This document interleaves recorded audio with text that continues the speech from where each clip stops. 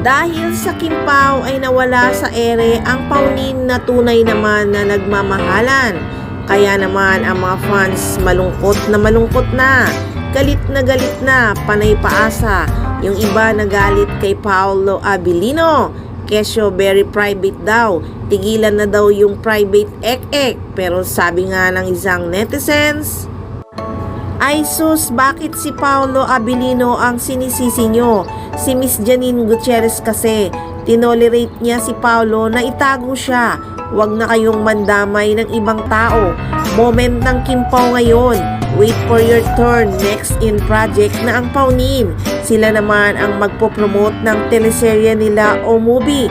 Kaya be patient, huwag mandamay ng ibang artista. Sagot naman ng isang netizens, correct ka dyan, kanya-kanya naman tayo ng idolo. Si Kim matagal na sa ABS-CBN kesa kay Janine, bago lang siya. Kaya wait lang kayo sa idolo nyo kung kailan sila magkakaroon ng teleserye ulit.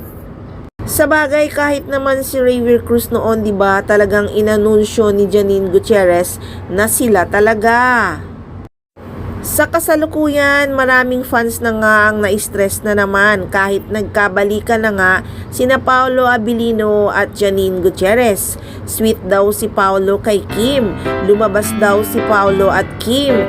Highs, ulit-ulit, wala nga silang relasyon. Ewan ko ba sa mga fans ng Kimpaw, ilusyonada. Sabi nga ni Miss Vilma Santos, sila ni Boyet De Leon walang ganyang promo na in love sa isa't isa para lang lumakas ang team up. Trabaho lang talaga sila pero tinanggap sila ng mga tao. Diba ilang pelikula din silang nagkatambal pero walang promo na naging sila at in love sa isa't isa. Highs, ambot. Bakit kasi nauso ngayon ang in love sa isa't isa? Pag magkasama sa isang project or may chemistry, tapos pag wala na yung pelikula or teleserye, naghiwalay na. Ano ba yan? Style bulok na naman. Sana naman ay maiba naman ang pagpopromote ng love team or team up. Huwag puro kaplastikan. Nawawala tuloy ang tiwala ng mga fans sa mga artista. So guys, yan lang muna ang chika.